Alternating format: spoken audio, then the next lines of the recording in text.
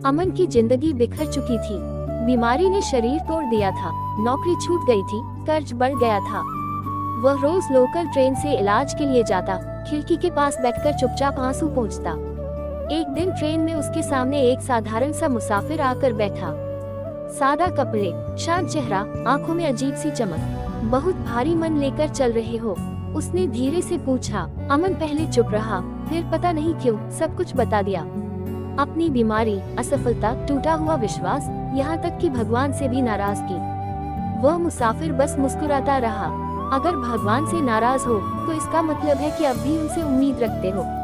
अगले दिन फिर वही ट्रेन, वही डिब्बा और वही आदमी। अब रोज मुलाकात होने लगी।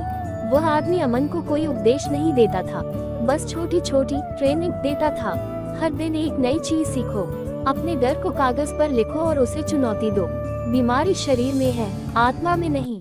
उसने अमन को ऑनलाइन काम सीखने को कहा, अपनी पुरानी लिखने की कला फिर से शुरू करने को प्रेरित किया।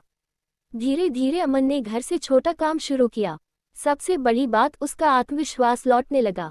वह फिर से भगवान का नाम लेने लगा, लेकिन इस बार शिकायत नहीं, कृतज्ञता के साथ।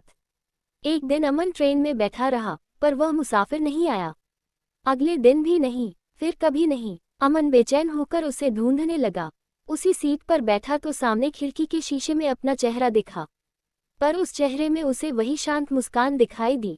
उसी क्षण उसे एहसास हुआ, वह कोई साधारण इंसान नहीं था, वह स्वयं श्री कृष्ण थे, जो एक अनजान मुसाफिर बनकर उसकी जिंदगी की दिशा बदलने आए थे।